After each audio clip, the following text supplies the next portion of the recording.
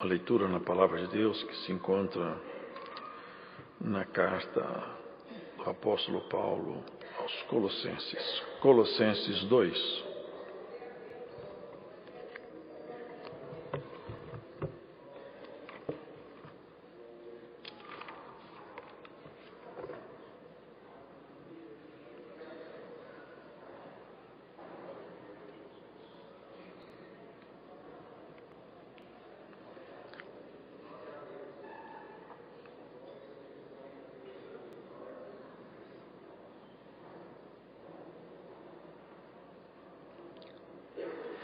Porque quero que saibais quão grande combate tenho por vós, e pelos que estão em Laodiceia, e por quantos não viram meu rosto em carne, para que os seus corações sejam consolados, e estejam unidos em caridade, e enriquecidos à plenitude da inteligência, para conhecimento do mistério de Deus, Cristo, em quem estão escondidos todos os tesouros da sabedoria e da ciência.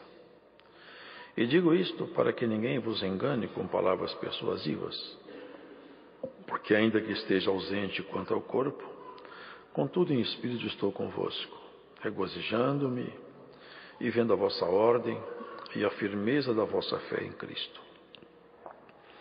Como, pois, recebeste o Senhor Jesus Cristo, assim também andai nele, arraigados e sobreedificados nele, e confirmados na fé, assim como fostes ensinados, abundando em ação de graças. Tende cuidado para que ninguém vos faça presa sua, por meio de filosofias e vãs sutilezas, segundo a tradição dos homens, segundo os rudimentos do mundo, e não segundo Cristo. Porque nele habita corporalmente toda a plenitude da divindade. E estáis perfeitos nele, que é a cabeça de todo o principado e potestade, no qual também estáis circuncidados, com a circuncisão não feita por mão, no despojo do corpo da carne, a circuncisão de Cristo. Sepultados com ele no batismo, nele também ressuscitastes pela fé no poder de Deus, que o ressuscitou dos mortos. E quando vós estáveis mortos nos pecados e na incircuncisão da vossa carne, vos vivificou juntamente com ele, perdoando-vos todas as ofensas, havendo riscado a cédula que era contra nós nas suas ordenanças, a qual de alguma maneira nos era contrária, e a tirou do meio de nós, cravando-a na cruz, e despojando os principados e potestades, os expôs publicamente, e deles triunfou em si mesmo. Portanto, ninguém vos julgue pelo comer, ou pelo beber, ou por causa dos dias de festa, ou da lua nova, ou dos sábados, que são sombras das coisas futuras, mas o corpo é de Cristo. Ninguém vos domine a seu bel prazer com pretexto de humildade e culto dos anjos, metendo-se em coisas que não viu, estando debalde inchado na sua carnal compreensão, e não ligado à cabeça, da qual todo o corpo, provido e organizado pelas juntas e ligaduras, vai crescendo em aumento de Deus. Se, pois, estáis mortos com Cristo quanto aos rudimentos do mundo, por que vos carregam ainda de ordenanças como se vivesseis no mundo? Tais como não toques, não proves, não manuseis, as quais coisas todas perecem pelo uso, segundo os preceitos e doutrinas dos homens, as quais têm, na verdade, alguma aparência de sabedoria, em devoção voluntária, humildade e em disciplina do corpo, mas não são de valor algum, senão para a satisfação da carne. Amém.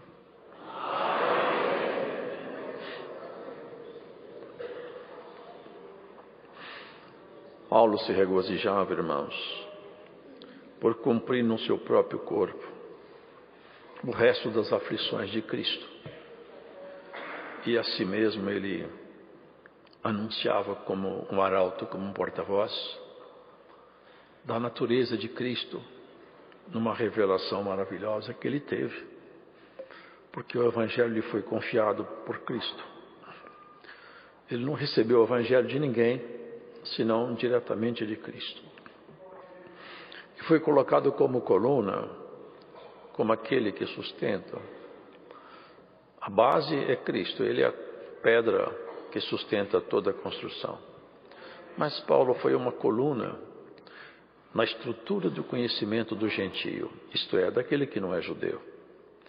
Porque ele foi colocado para isso, para mostrar o grande mistério de Deus que estava escondido por muitas gerações. Desde o princípio, Deus escondeu com ele alguns mistérios. Mas o mistério mais maravilhoso que estava escondido com Deus é Cristo. Porque exatamente em Cristo Deus tinha escondido a misericórdia e a reconciliação.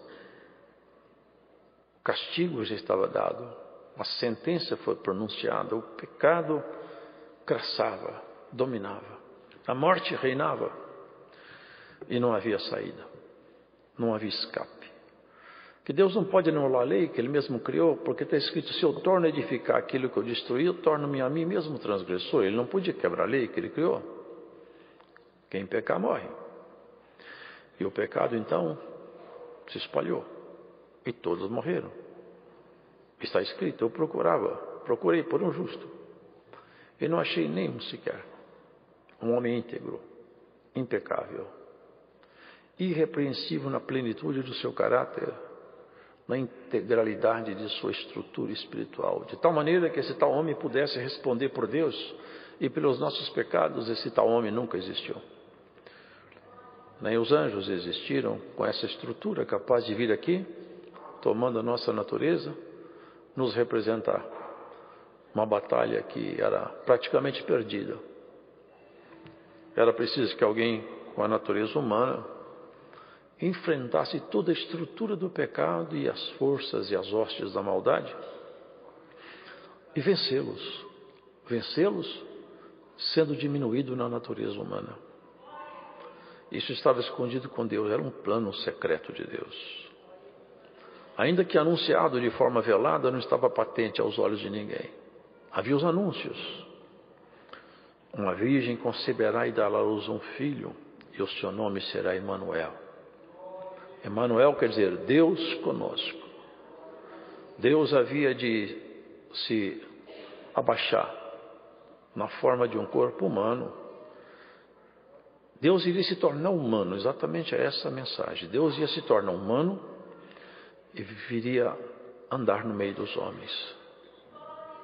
Essa que era a proposta. Esse era um mistério escondido que Paulo se gloriava dele.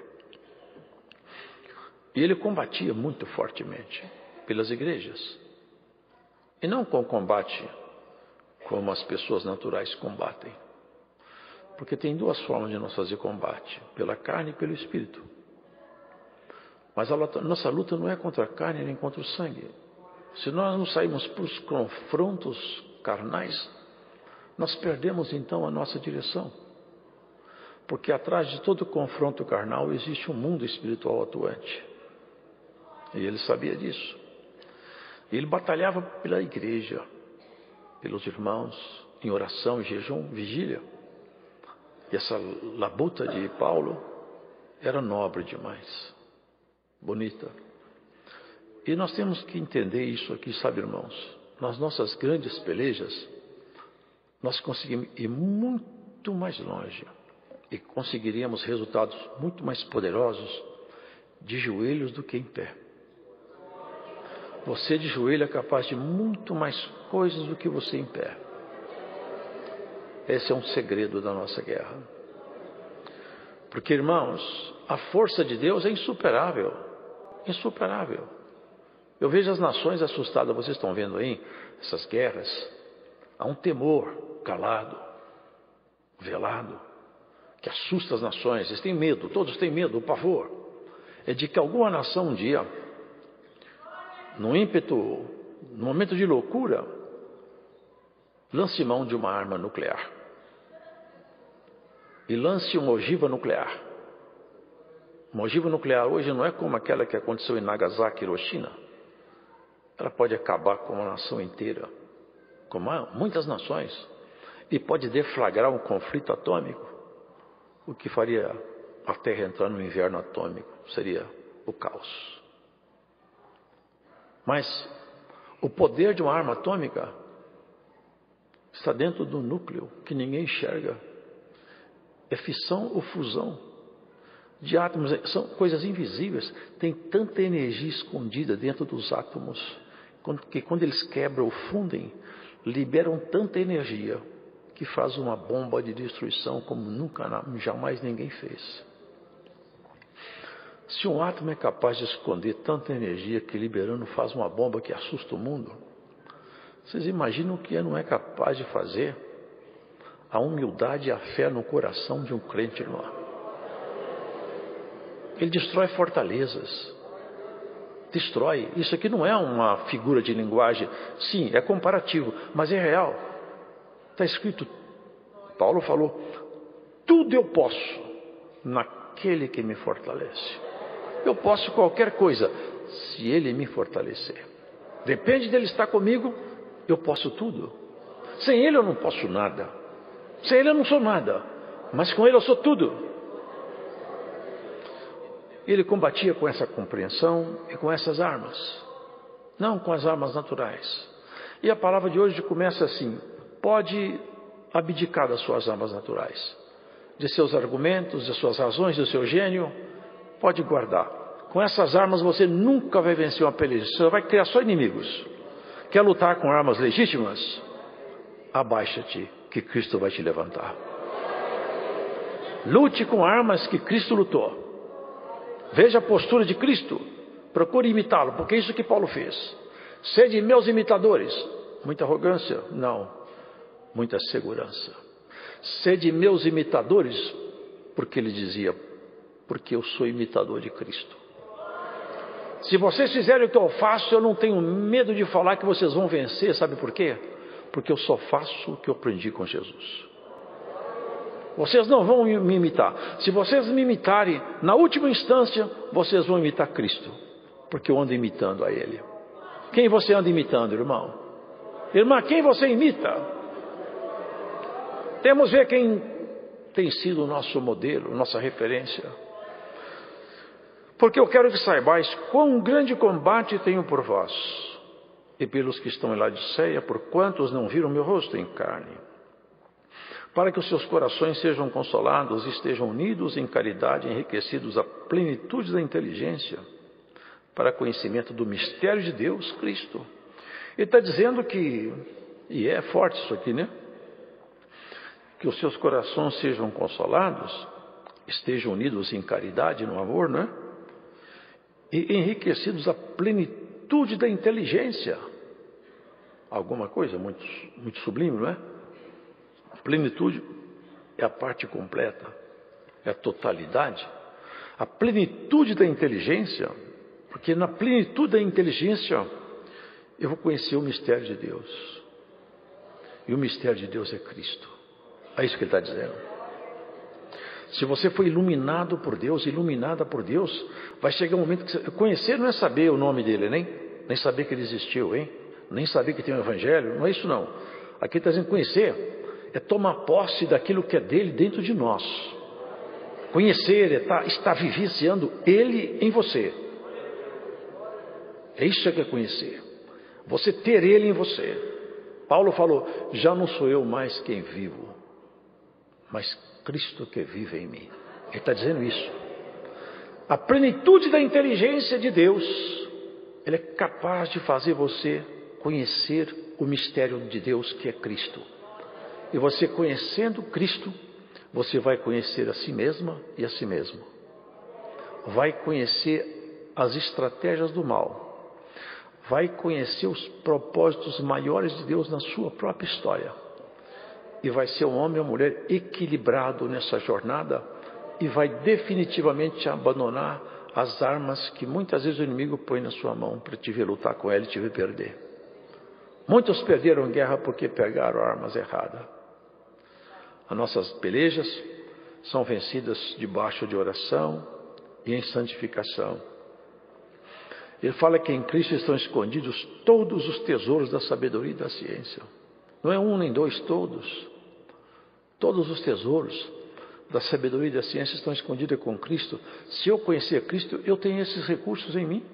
E eu só posso conhecer Ele se o Espírito Santo habitar em mim com porção suficiente para que a minha carnalidade se abaixe. Porque, irmãos, isso aqui é uma coisa importante. A nossa natureza humana combate contra nós. Nós somos o tempo todo combatidos com a nossa natureza humana. É a nossa natureza humana querendo estabelecer um padrão de vida e o nosso espírito querendo estabelecer outro padrão de vida. É o nosso ser espiritual lutando por um lado, o nosso ser natural lutando por outro lado. É uma peleja. Paulo chegou até a falar: que miserável de homem que eu sou. Quem vai me livrar desse corpo de morte? Porque todas as vezes que eu quero fazer o bem, o mal está comigo. Como pode isso? Eu amo a Deus, eu quero viver tudo o que Ele ensinou, mas constantemente eu vejo em mim uma natureza contrária a tudo que eu ensino, tudo que eu quero, tudo que eu creio. Que homem miserável que eu sou. Se Paulo falou que era um homem miserável, o que seremos nós, hein? Mas uma coisa ele fez, e uma coisa nós podemos fazer, é não permitir que essa natureza nos governe. Pegue essa palavra hoje e aprenda a lutar do jeito certo.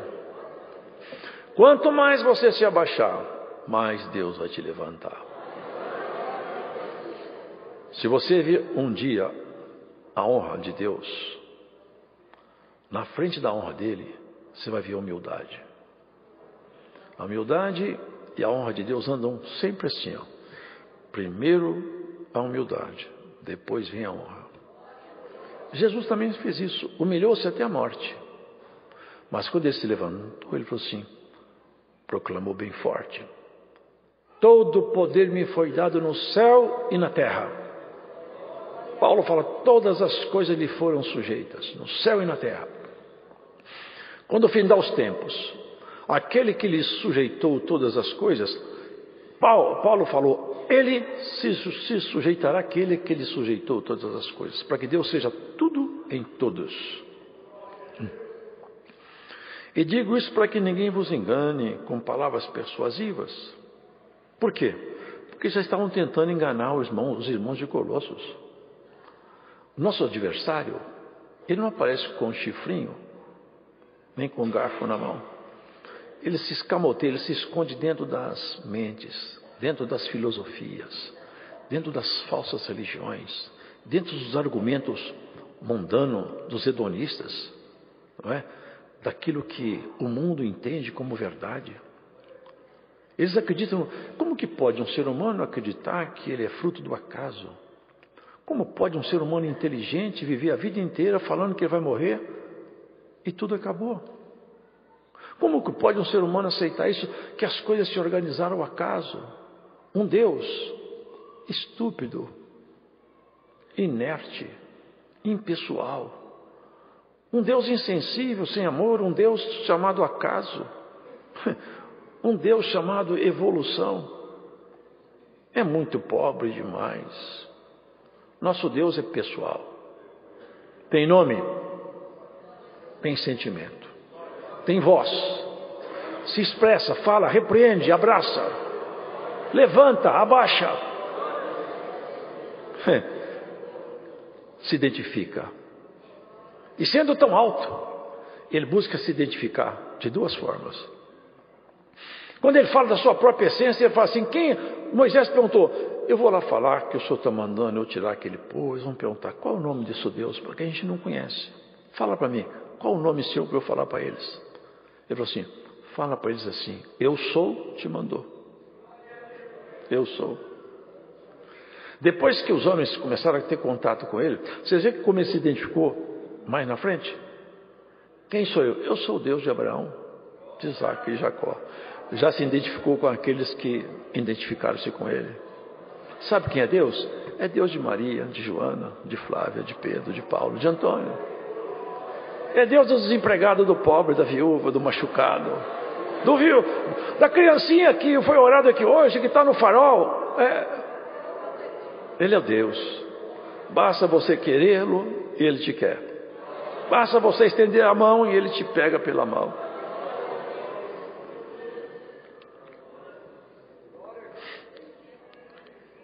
Ninguém vos engane com palavras persuasivas. Como as pessoas têm sido enganadas.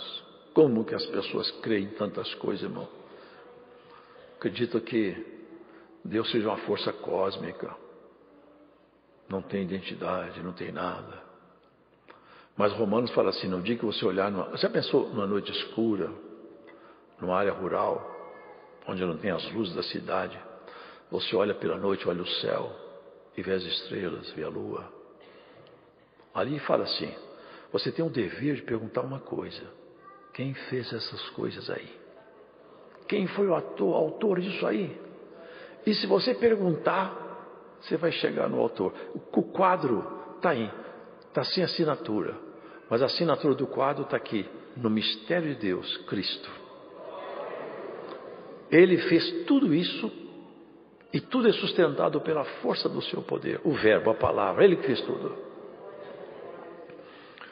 Como, pois, recebeste o Senhor Jesus Cristo, assim também andai nele, arraigados e sobreedificados nele, e confirmados na fé, assim como fostes ensinados, abundando em ação de graças.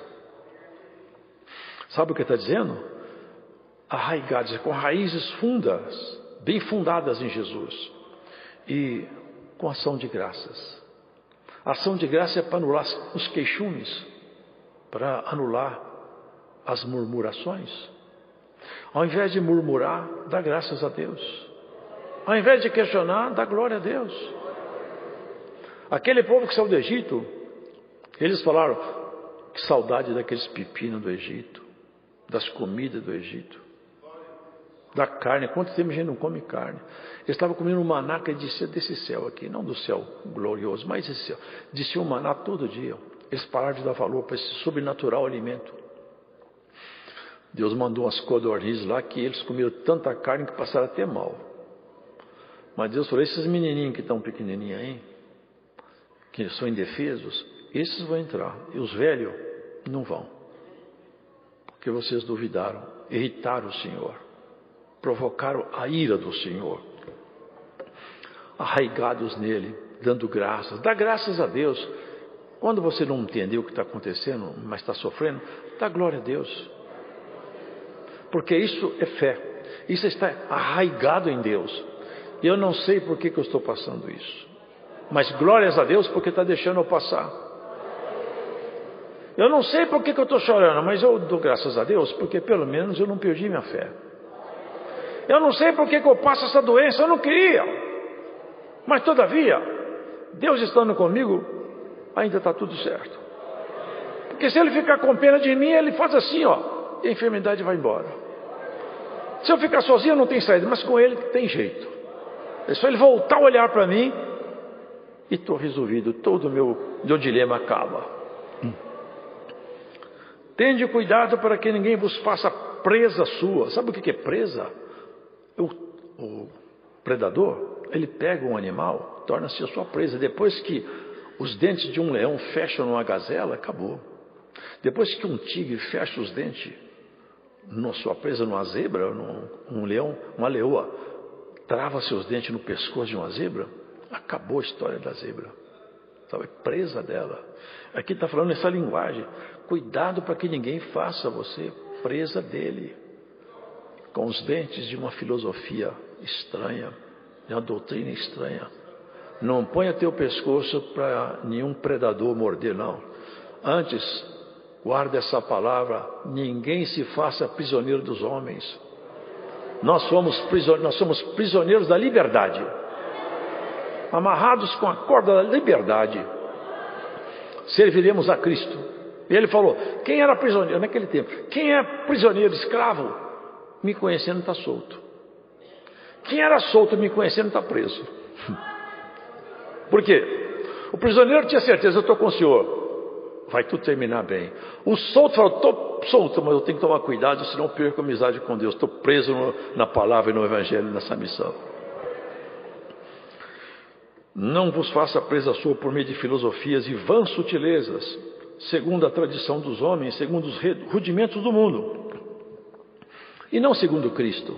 O que nós temos aí no mundo, irmão, são filosofias e mais filosofias, falsas religiões, falsos fundamentos.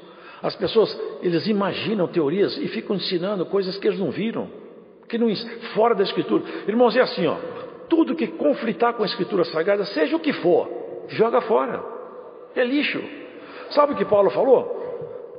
Se alguém vier aqui anunciar um evangelho diferente desse, Deus amaldiçoa essa pessoa. Anátema quer dizer, solenemente amaldiçoado. Se vier um anjo do céu aqui falar algum evangelho diferente, que Deus amaldiçoa esse anjo. Se eu mesmo voltar aqui e falar um outro evangelho, que Deus me torne amaldiçoado também. Porque esse evangelho não pode ser mexido. É o que está ensinando. Não se torne presa de filosofia, de religiões falsas, não. Porque nele habita corporalmente toda a plenitude da divindade. Estais perfeitos nele, que é a cabeça de todo principado e potestade. São hierarquias. Ele é a cabeça. Ele é a cabeça sua. Ele é a cabeça nossa. E quem tem a cabeça boa, age bem. Cabeça que não tem juízo, faz o homem sofrer, a mulher se danar no mundo. Mas a nossa cabeça sendo bem equilibrada, que é Cristo, nada vai dar errado na nossa jornada. Os processos que vierem fazem parte da nossa jornada. Isso vai nos ajudar. Estais perfeitos nele, que é a cabeça de todo principado e potestade, no qual também estais circuncidados com a circuncisão, não feita por mão no despojo do corpo da carne, a circuncisão de Cristo. Agora, irmãos, porque a circuncisão era um rito judaico para assinalar ao homem que ele pertencia a Deus, um assinalamento na sua própria natureza masculina. Mas aquilo era um rito externo, era um cerimonial que não transformava a pessoa, apenas ele estava marcado na sua masculinidade, que ele pertencia a Deus, mas de fato o seu coração não pertencia. Aqui Paulo está falando de outro tipo diferente de circuncisão. Deus agora não quer que ninguém marque a sua natureza humana.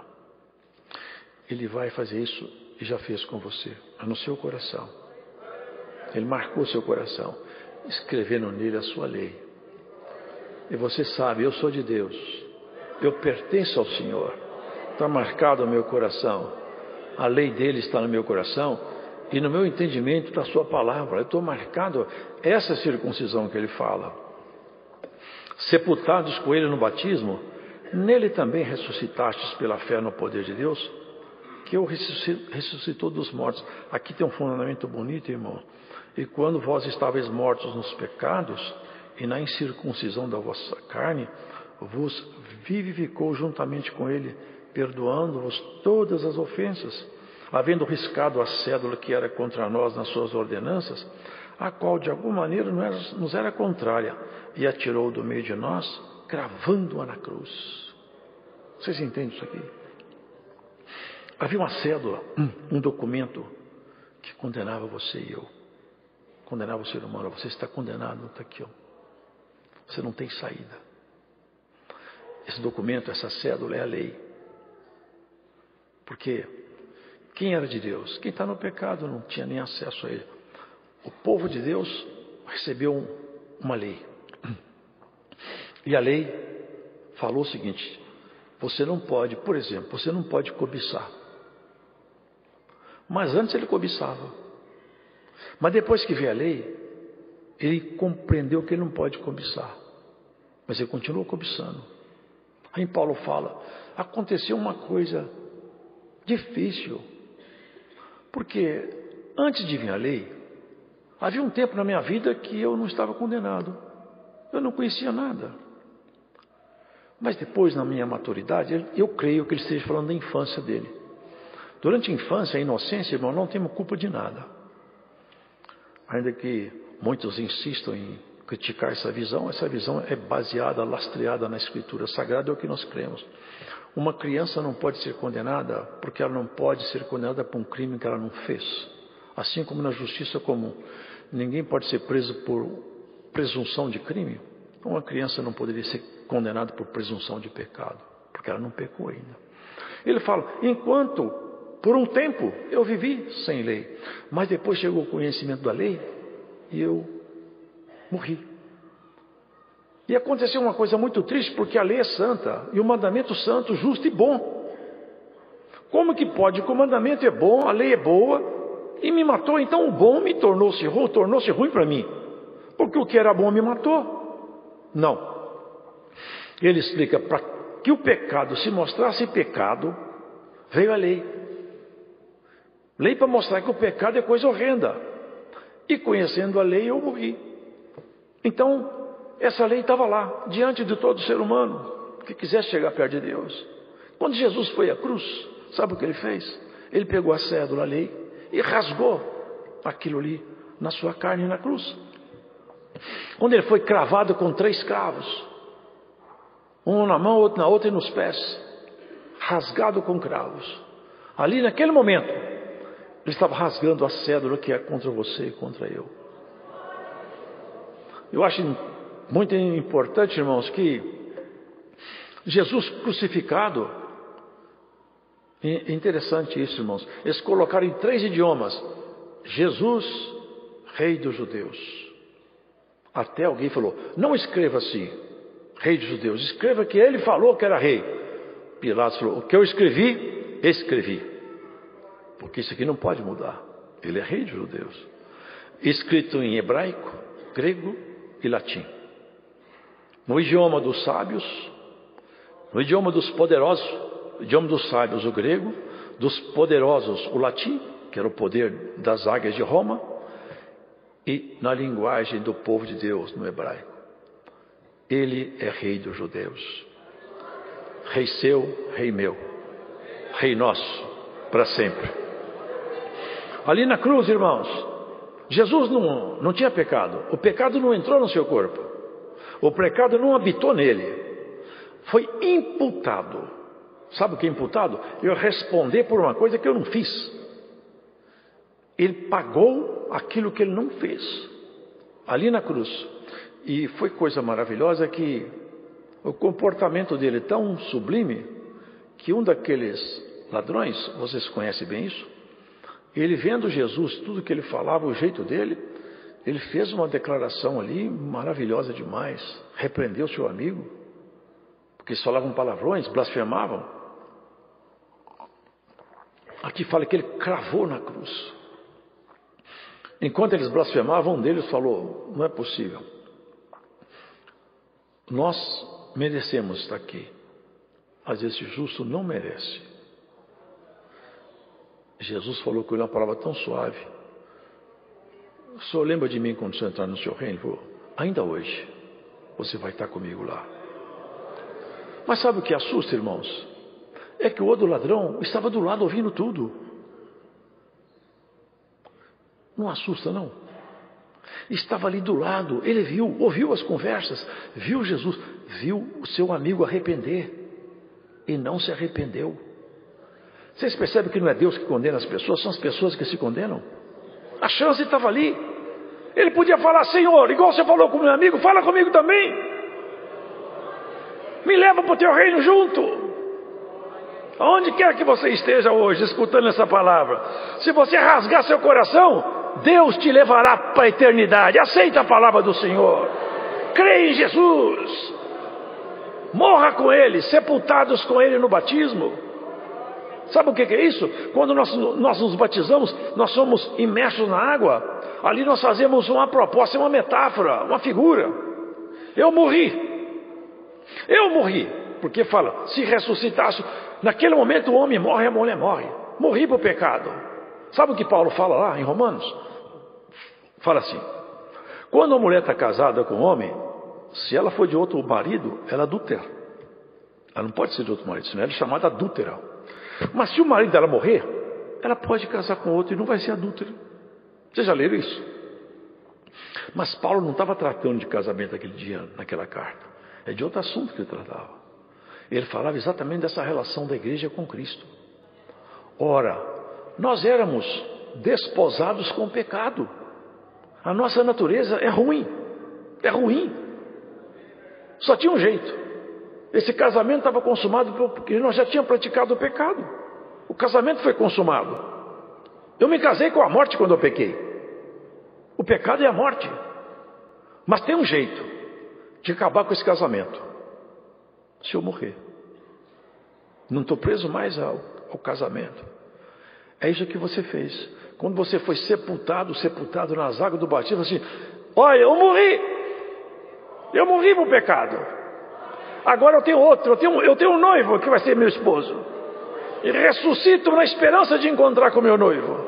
Vivo para ele agora, não mais para o pecado. Glórias ao Senhor. Viva para Jesus, não para o pecado. Viva para as coisas puras e não para as impuras. Olhe para cima e não para baixo. Corra na direção da eternidade. Pega na mão do Senhor. Não larga do caminho do Senhor. Você já ressuscitou. Você estava morta e está vivo. Você estava morto e reviveu. O pecado é coisa tão grave, tão séria, que hoje nós vamos meditar numa coisa que não é bom de falar, que as pessoas abaixam a cabeça quando escutam. Mas se você ressuscitou, você precisa ouvir isso aqui. E você que está ouvindo essa palavra não ressuscitou, põe atenção nisso aqui. Você tem dentro de você, os agentes que vão corromper seu corpo. Você sabia disso? Dentro de você estão os agentes que vão destruir seu corpo. São bactérias que estão escondidas aí dentro. No dia que seu fôlego de vida for tirado, essas bactérias vão começar a agir no seu corpo, deformando, decompondo. Aquelas mulheres lindas, aqueles homens lindos, vão virar, sabe o quê? Pasto de bicho.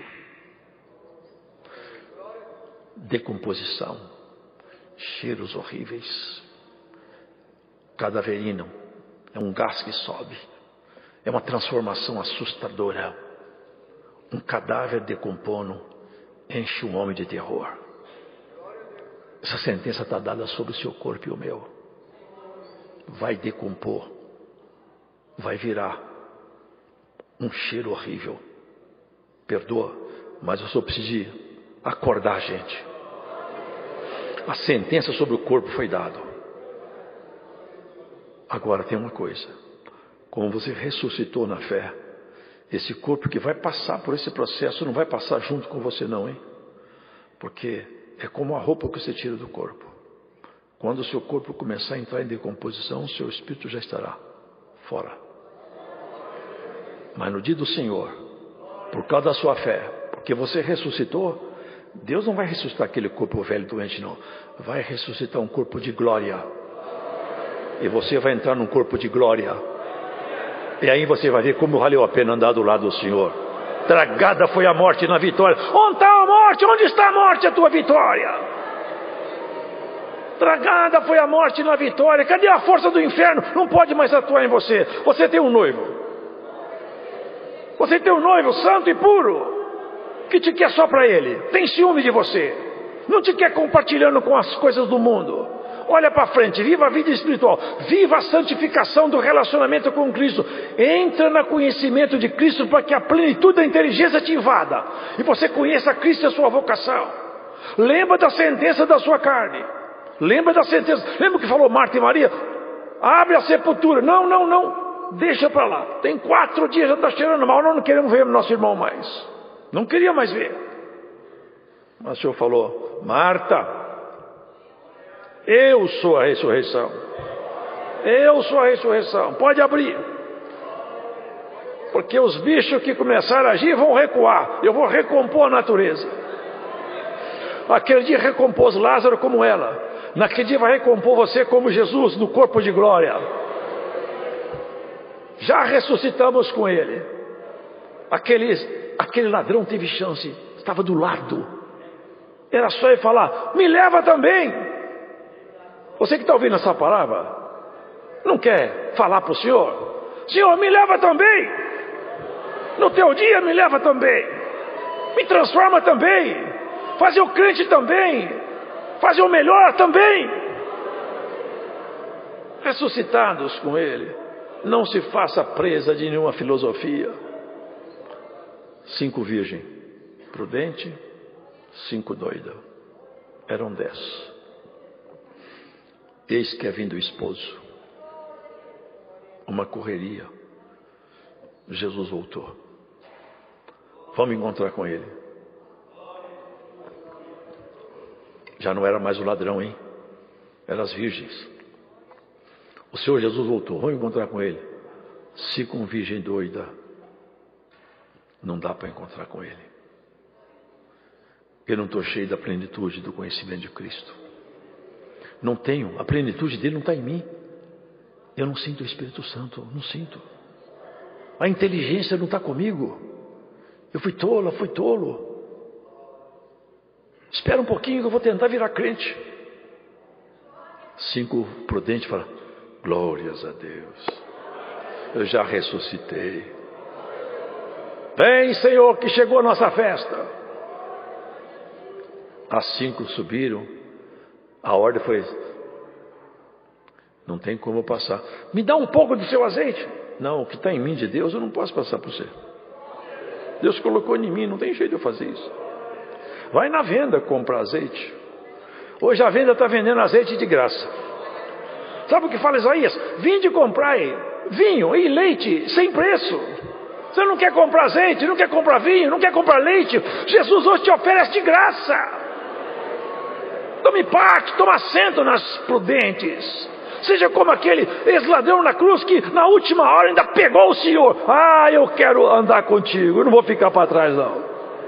Que tristeza para as doidas, que tristeza para aquele ladrão naquele dia, vendo naquele tempo, porque vai acontecer isso. Ele vai ver, o Senhor vai ver aquele ex-ladrão vestido de glória. Você teve a chance, você não quis. Você não foi condenado porque Jesus não te quis. Você foi condenado porque você não quis Jesus. Jesus não vai condenar ninguém. Nós nos condenaremos. Nós seremos culpados da nossa própria miséria. Ou seremos felizes pela nossa boa escolha. Porque fé é opção individual. Deus não força ninguém a ter fé. Mas Ele abriu o caminho da fé na cruz. Cravou lá. A maldição não está mais. Não estou preso em ritos judaicos. Não estou preso em lei. Em sábado, lua nova, festas. Nada disso interessa. Para mim eu não guardo sábado nem domingo. Eu guardo segunda até domingo. Segunda, terça, quarta, quinta, sexta e sábado. 7 dias, são 7 dias para ser guardado. Qual o dia que nós guardamos? Nós guardamos 7 dias da semana. Todo dia santo para quem é santo. Todo dia sujo para quem é sujo. Tem dia de lua nova. Para mim todo dia é lua nova. A vida nossa tem que ser voltada à plenitude da inteligência. Deus te ressuscitou em Cristo. O segredo de Deus está em Cristo. E o segredo de Cristo está aqui, na Escritura. Se você comer esse livro, você vai entender a palavra de Deus. E comer esse livro não é conhecer a teoria do livro não, hein? É deixar o livro entrar no nosso caráter e transformar nosso jeito de ser. Paulo falou: como pode? Eu poderia questionar a lei, questionar tudo isso porque eu morri por causa da lei. Mas antes eu confesso outra coisa, sabe? A lei é certa, é boa mesmo. O problema não é a lei, o problema sou eu. O ruim não é a lei, o ruim sou eu. Foi quando ele deu esse brado: que miserável de homem que eu sou. Quem vai me livrar desse corpo que só me faz tropeçar? Eu, pela lei de Deus, eu faço tudo que é certo. Mas pelo meu corpo, eu faço tudo que é errado. Eu vejo em mim 2 leis operando. Tem gente que só tem uma lei que opera nele. É só a lei do pecado. Em você opera a lei da salvação. A lei do Espírito. E se a lei do Espírito estiver operante em você, se você estiver ressuscitado, a lei da carne, ela vai ficar subjugada à lei do Espírito. E você não será presa. Você já ressuscitou. Sabe por causa disso que nós temos o batismo por imersão. Sepultados com Ele nas águas do batismo. Porque o batismo é isso, a simbologia de morte. Quando você enterra alguém, não enterra um pedaço do corpo, enterra o corpo inteiro. O sepultamento do crente na água do batismo é uma figura de linguagem que nós cremos que deva ser assim. Ele é sepultado ali, e não é que aconteça nesse momento, mas a figura é essa. Quando ele é sepultado debaixo das águas, ali é a figura. É o crente dizendo para si mesmo: eu morri. Eu morri para o mundo agora. O corpo de pecado ficou subjugado à fé. Ninguém faz isso pela razão, mas pela fé. É humilhar o corpo. Quando o corpo se levanta, você respira pela primeira vez depois que se abaixou debaixo das águas. Eu agora volto a viver com Deus. Um dia eu vivi com Ele quando eu era criança, eu era inocente. Perdi meu contato com a inocência. Não posso mais voltar para o mundo da inocência, mas posso entrar no outro mundo, no mundo da santidade, que a graça me traz. É assim que nós vamos até o diante. Você saiu do mundo da inocência, mas no mundo da santidade não saia dele. Porque, diz a palavra, sede santos, porque eu sou santo. E sem santidade ninguém verá Deus. Deus seja louvado. Vamos agradecer a Deus em oração.